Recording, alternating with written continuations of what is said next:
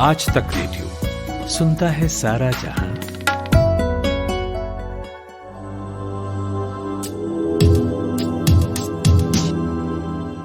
वक्त के कैसे बदलते मायने हैं कि पॉजिटिव शब्द ही सबसे ज्यादा नेगेटिव लगता है। नमस्कार, मैं हूं माधुरी। आज के कोरोना कवरेज को लेकर आज तक रेडियो आप सुन रहे हैं। आपके लिए ढेर सारी जानकारी और कोरोना से जुड़ी जानकारियां, नई रिसर्च, नई स्टडी, आंकड़ों का खेल और खबरें लेकर हाजिर हूं। तो आज सबसे पहले हम बात करेंगे कि भारत में पॉजिटिविटी रेट घट रही है। मतलब कोरोना पॉजिटिव रेट। बाकी तो हम सब पॉजिटिव हैं, जैसे कि हमारी विल पावर वो तो बढ़ी ही है। इसका क्या संकेत है कि पॉजिटिविटी रेट घट रही है, ये जानेंगे आज हम। और ऑक्सफोर्ड वैक्सीन का ह्यूमन ट्रायल करने के लिए सीरम इंस्टीट्यूट ने मुंबई के 2 और हॉस्पिटल्स को चुना है, उन 17 जगहों के साथ साथ जहां पर इसका ट्रायल किया जा रहा है। वहां कैसी है तैयारी, इस पर बात करेंगे। और यहाँ पर भी एक पॉजिटिविटी है, एक ऐसी बात है, ये आपको पूरी बातचीत सुनने के दौरान मिलेगी, इसलिए कोरोना कवरेज आप पूरा सुनिएगा। और जयपुर के सुरजीत सिंह से बात करेंगे, जिन्होंने कोरोना को एक बार नहीं 2 बार हराया। पर पहले हेडलाइंस। भारत में मरीजों के ठीक होने की संख्या 20,37,000 से ऊपर पहुंच गई है, मगर एक्टिव केसेस की संख्या अभी 6,76,514 है। देश में कोरोना महामारी से बेरोजगारी बढ़ी है। अप्रैल से लेकर जुलाई तक 1.89 करोड़ नौकरियां गई हैं। प्रसिद्ध कामाख्या मंदिर में लॉकडाउन की वजह से 5 से 6 करोड़ रुपए का घाटा हुआ है। दुनिया भर में कोरोना वायरस से संक्रमित लोगों की संख्या 2 करोड़ 20 लाख के पार पहुंच चुकी है। ऑस्ट्रेलिया ने भी एस्ट्राजेनेका से वैक्सीन की डील पक्की कर ली है और इस वैक्सीन को ऑस्ट्रेलिया ने अपने नागरिकों को मुफ्त में देने का ऐलान किया है। डॉक्टर रेड्डीज लेबोरेटरीज ने कोरोना वायरस महामारी के इलाज की दवा एविगन फेविपिराविर टेबलेट बाजार में उतारने की घोषणा की है। ये दवा कोविड-19 के हल्के से लेकर सामान्य संक्रमण के इलाज में इस्तेमाल के लिए है। नेपाल के काठमांडू में 1 हफ्ते का लॉकडाउन लगाया गया है। हांगकांग ने अगस्त के महीने के लिए एयर इंडिया की सभी फ्लाइट्स रद्द कर दी हैं। जी, अब बात करते हैं उन आंकड़ों की जो आपको उलझाए रखते हैं। एक और जहां कोरोना के मामले बढ़ रहे हैं, वहीं रिकवरी रेट बढ़ रही है। मृत्यु दर बहुत कम है। फिर सक्रिय मामले क्यों इतना बढ़ रहे हैं? अगर 70% आबादी संक्रमित हो जाती है तो हम हर्ड इम्यूनिटी को पालेंगे। एसबीआई ने एक अध्ययन में कहा है कि रिकवरी रेट अगर 75% हुई तो हमारे यहाँ पर मामले पीक पर पहुंच सकते हैं। अभी हम 73 से थोड़ा ही आगे हैं। हो गए ना कंफ्यूज? मेरा भी यही हाल है। इसलिए मैंने हमारे डेटा इंटेलिजेंस यूनिट के दीपू राय जी से बात की, क्योंकि उनके पास सब आंकड़ों को सुलझाने का मंत्र है। चलिए उन्हीं से सुनते हैं रिकवरी रेट और संक्रमण के उच्चतम स्तर का क्या नाता है। देखिए, सबसे बड़ी बात है कि रिकवरी रेट नो डाउट की काफी बेटर हुई है। और अभी आज का अगर हम ये लें, यानी कि 19 अगस्त का, तो तकरीबन 73.64% के अराउंड रिकवरी रेट कैलकुलेट हो रहा है। लेकिन सबसे बड़ी बात यह है कि जो पीक पर पहुंचने का एक कॉमन फिनोमेना है, वो बाकी कंट्रीज के साथ वो इंडिया में इसलिए नहीं लागू होता है मेरी समझ से, कि हमारे यहाँ बहुत ही डाइवर्सिफाई एक तो इन्वायरमेंट है, डेंसिटी है, और रिलेटिवली बाकी कंट्रीज की, और इन्वायरमेंटली भी काफी डिफरेंट, और दूसरा ये पॉलिटिकली ये फेडरल सिस्टम में भी बहुत डिफरेंट रिस्पॉन्स होते हैं सरकारों के, राज्य सरकारों की। तो उसमें एक तरह से रिकवरी होना, एक तरह से केसेस का बढ़ना नहीं देखा जाता। जैसे महाराष्ट्र में आपको हो सकता है कि पिक दिखे, लेकिन वहीं बिहार में हो सकता है पिक न दिखे, या असम में न दिखे, या तमिलनाडु में न दिखे। तो ये एक जनरलाइजेशन करना कि हाँ पिक आ जाएगा, क्योंकि आप एक नेशनल एवरेज के बेसिस पर आप नहीं कर सकते कि हमारा जो है वो पिक इस टाइम पे अभी आ जाएगा। क्योंकि रोज अगर केसेस बढ़ रहे हैं, जिसके अकॉर्डिंगली अभी करीब आज का जैसे एग्जांपल आप ले लीजिए, तो जो नए केसेस जो ऐड हुए हैं तकरीबन 64,000, मतलब लास्ट के 2 दिन में तो 60 से नीचे था, 57,000 और 55,000 के अराउंड, लेकिन आज 64,000। तो सभी बात आकर के टिकती है कि आपकी रिपोर्टिंग कैसी है। क्योंकि सारे डेटा उसके बाद मैनिपुलेट जो होते हैं या जो बताए जाते हैं एंथ्रोपोलॉजिस्ट को होते हैं जो पब्लिक को कि इसमें इतने सारे लोग ठीक हो गए और इतने सारे लोग एक्टिव केसेस हैं एक सर्टेन लेवल तक जो बताया जाता है, तो वो सब कुछ डिपेंड करता है कि हमारे यहाँ रिपोर्टिंग पैटर्न कैसा है। अभी जो एक्टिव केसेस 6.76 लाख है एक जो करेंटली अगर देखें तो, लेकिन अभी जिस तरह से सरकार का रिस्पॉन्स है इसको लेकर के, क्योंकि रिकवरी पर फोकस करना, दुनिया की जो टॉप कंट्रीज हैं, बहुत सारी कंट्री ऐसी हैं जो 90% तक रिकवरी है, लेकिन केसेस अगर बढ़ रहे हैं तो उसमें हम ये नहीं कर सकते कि हाँ ये खुश होने वाली बात है। क्योंकि 2 दिन पहले अगर देखा जाए तो पुणे का एक सीरो सर्वे आता है जिसमें सारे 50% से अब लोग ऑलरेडी एक्सपोज्ड है। तो ये एक मैथमेटिकल डेरिवेशन पे जाना कि हमारा नेशनल एवरेज के बेसिस पर की पिक आ गया है, जब उसे उनका कहना है कि 75% से अब रहता है तो पिक पे माना जाता है, एक बेंच मार्क वो ले रहा है एसबीआई।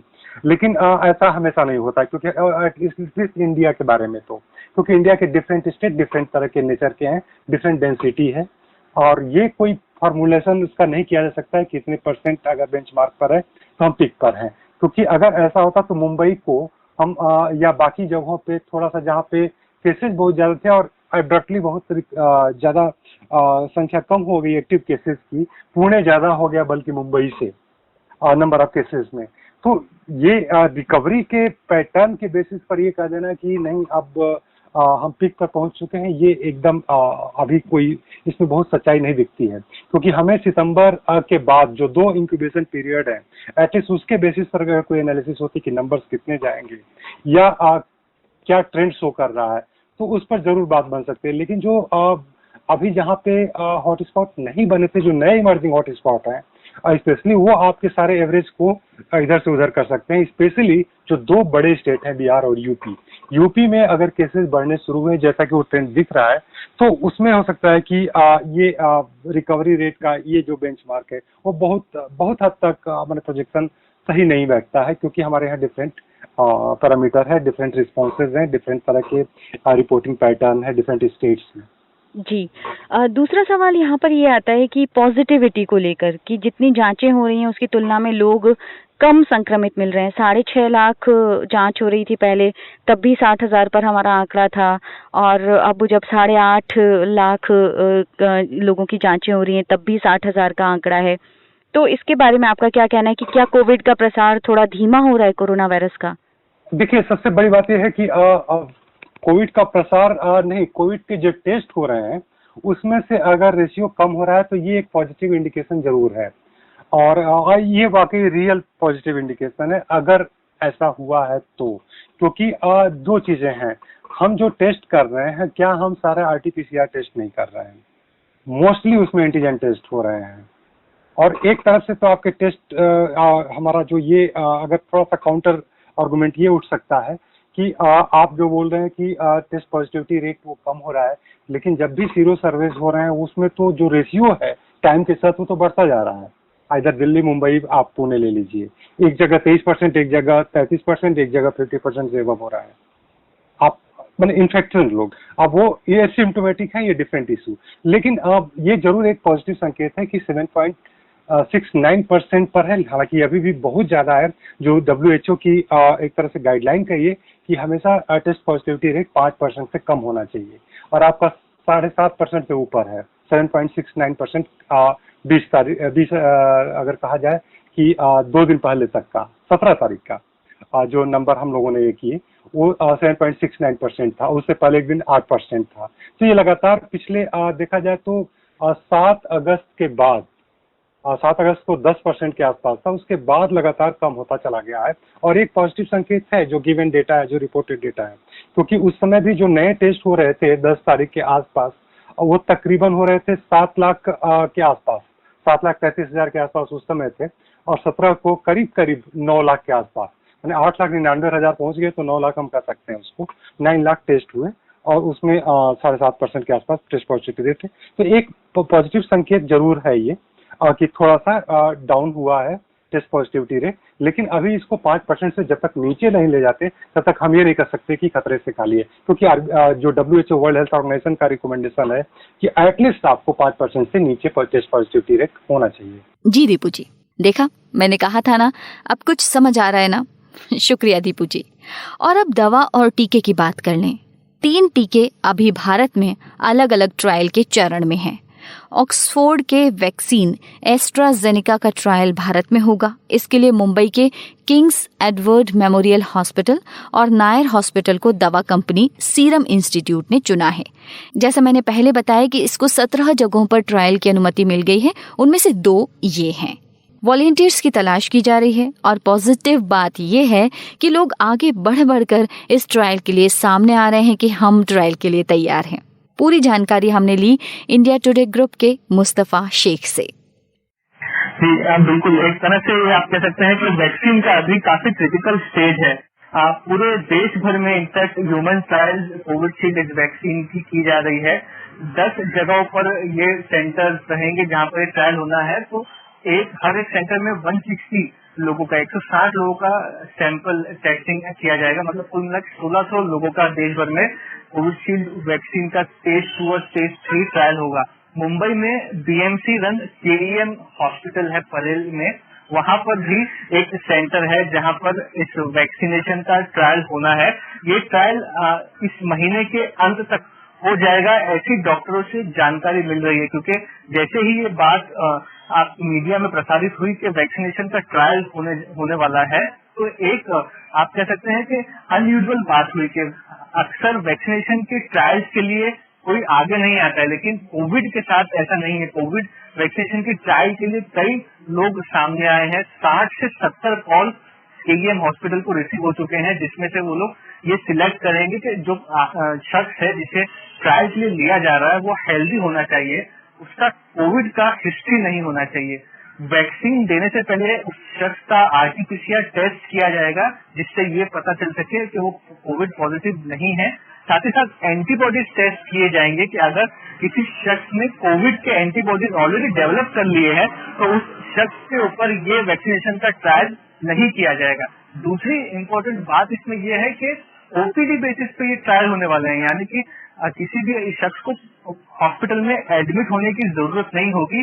वो लोग आकर वैक्सीनेशन लेकर फिर वापस अपने घर जा सकते हैं। डॉक्टर का मानना है कि ये एक इंट्रामस्कुलर इंजेक्शन है, यानी कि इंसान के मसल में ये इंजेक्शन दिया जाता है और इसके इंजेक्शन देने के बाद माइल्ड फीवर हो सकता है, उससे ज्यादा कोई दिक्कत नहीं होगी। तो अब डॉक्टर्स को यही इंतजार है कि जैसे ही ये ट्रायल्स पूरे होते हैं इसका सक्सेस रेट क्या होता है, इस पर भी काफी कुछ निर्भर होगा। लेकिन कोविशील्ड अब तक जो ऑक्सफोर्ड स्टडी में भी और सीरम इंस्टीट्यूट ऑफ इंडिया भी इस पर काम कर रही है, अब तक की सबसे प्रॉमिसिंग कोविड वैक्सीनेशन मानी जा रही है। और किस एज ग्रुप के लोगों को खास तौर पर इसके लिए वॉलंटियर बनाया जाएगा, मतलब कुछ ऐसा है स्पेसिफिक? जी हाँ, डॉक्टर्स का कहना है कि 18 साल से ज्यादा उम्र के लोगों को इस वैक्सीनेशन ट्रायल के लिए सिलेक्ट किया जाएगा। अपर लिमिट एज पर नहीं रखा है उन लोगों ने, ऐसा उनका कहना था। यानी कि अगर कोई शख्स थोड़ा उम्र दराज है लेकिन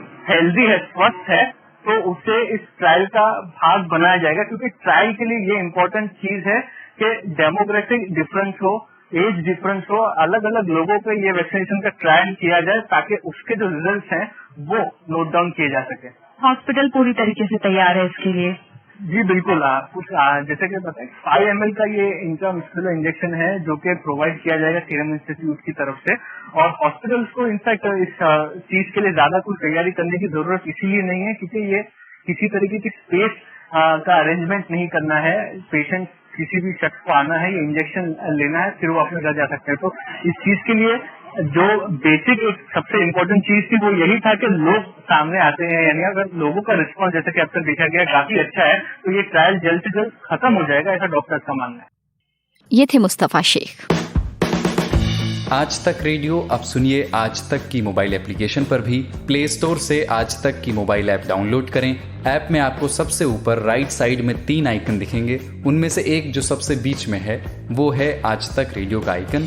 तो उसे उंगली से जरा सा छू दीजिए और खुल जाएगा हमारा पिटारा, जिसमें क्या है न्यूज़ तो हर जगह है, पर हमारे यहाँ न्यूज़ है सही कॉन्टेक्स्ट के साथ। खबर तो आ गई, पर खबर से आगे की बात क्या है उसका एनालिसिस आपको हमारे यहाँ मिलेगा। और इस ठिकाने पर सिर्फ खबरें ही नहीं हैं, ज्ञान की बातें हैं, मज़ेदार किस्से हैं, बतकही है और भी बहुत कुछ है, जिसका स्वाद लेने के लिए इस गली के चक्कर लगाते रहें। आज तक रेडियो कहते हैं इसे, सुनता है सारा जहां।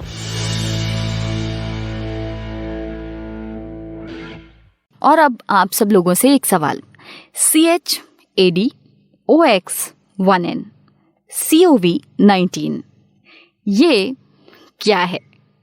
ये कोई पासवर्ड नहीं है, ये कोई कोड वर्ड नहीं है, लेकिन ये एक दवा का टेक्निकल नाम है। आप इसका जवाब खोजिए और मुझे जवाब ज़रूर दीजिए। लेकिन उससे पहले एक पॉजिटिव बात और, कोरोना को एक बार नहीं 2 बार हराने वाले शख्स सुरजीत सिंह की कहानी सुनते हैं। जयपुर में टूर्स एंड ट्रेवल्स एजेंसी है इनकी।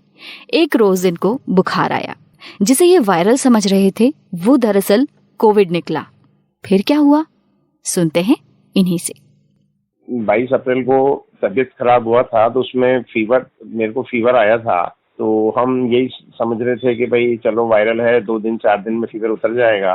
तो वो फीवर उतर नहीं रहा था। तो उस दौरान 2-3 बार डॉक्टर से कंसल्ट किया और उन्होंने मेडिसिन वगैरह दी हमारे को। और इसके बाद में तबीयत थोड़ी सी ज्यादा खराब हो गई, तो मैं एक प्राइवेट हॉस्पिटल में एडमिट हो गया था। प्राइवेट हॉस्पिटल में एडमिट होने के बाद में उन्होंने शर्त ये रखी थी कि सबसे पहले हम कोरोना का टेस्ट करेंगे आपका और फिर ट्रीटमेंट शुरू करेंगे। जब उन्होंने कोरोना का टेस्ट किया तो उसमें पॉजिटिव रिपोर्ट आ गई थी। तो पॉजिटिव आने के बाद उन्होंने मुझे रात को 1 बजे प्राइवेट हॉस्पिटल से SMS हॉस्पिटल, सरकारी हॉस्पिटल में उन्होंने मेरे को शिफ्ट कर दिया, वहाँ ट्रांसफर कर दिया। और वहाँ करीब मेरा 13 दिन इलाज चला। उसमें उन्होंने एंटीबायोटिक्स वगैरह दी और मेडिसिन वगैरह दी। उनका सबका ट्रीटमेंट बेटर था, डॉक्टर्स का और स्टाफ का, सबका कोऑपरेटिव, मतलब नेचर जो था कोऑपरेटिव था। उन्होंने अच्छे से ट्रीट किया मेरे को। और करीब इस दौरान फिर उन्होंने फैमिली के भी मेरे टेस्ट किए, तो उसमें मेरा वाइफ और बच्चा वो भी दोनों पॉजिटिव पाए गए। तो उनको भी उन्होंने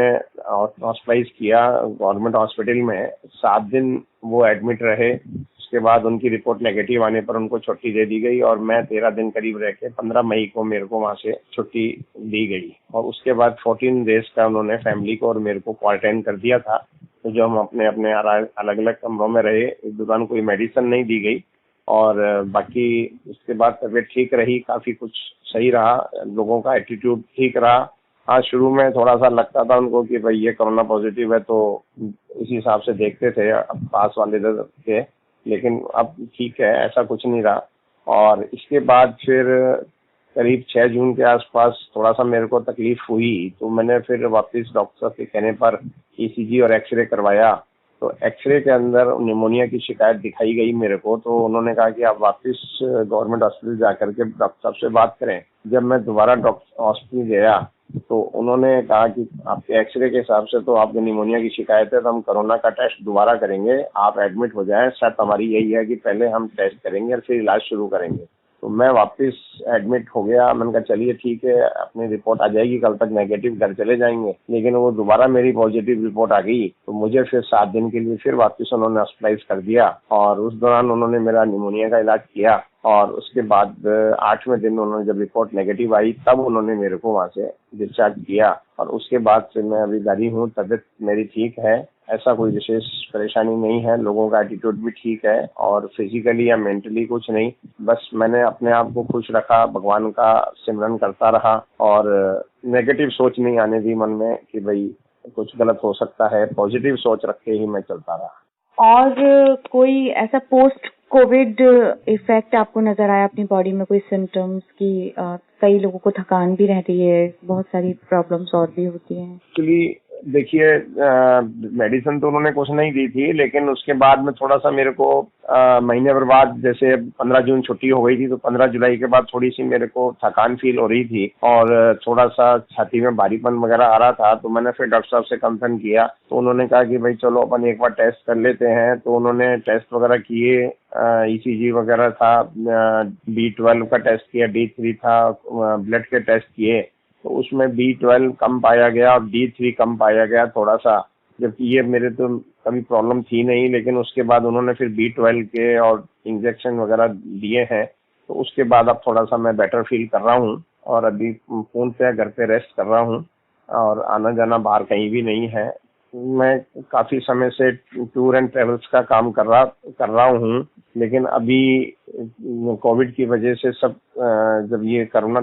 मार्च से हुआ है, लॉकडाउन होने के बाद से, तो बिल्कुल ही अब आपको पता है क्या पोजीशन है, तो काम वगैरह तो बिल्कुल इस वक्त बंद ही है। अब उम्मीद करते हैं कि भाई सब चीज अच्छा होगा, कोरोना से लोगों को मुक्ति मिलेगी, वापस से टूरिस्ट आएंगे, काम धंधा शुरू होगा सभी का, तो बस उसी की इंतजार कर रहे हैं। तो अभी तो काम बिल्कुल भी नहीं है, तो बिल्कुल फ्री, घर पे फ्री बैठे हैं।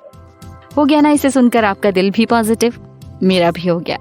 बस दरकार सिर्फ इतनी है कि एक चीज पॉजिटिव ना हो, और वो है कोरोना वायरस। अगर हो भी पॉजिटिव तो आपको नेगेटिव नहीं होना है।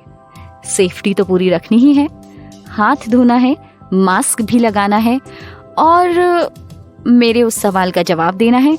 मैं आपको एक बार फिर से बता देती हूँ, CHADOX1N ये क्या है, ये आपको मुझे बताना है। फिलहाल आपको मुझे इजाजत भी देनी होगी। नमस्कार।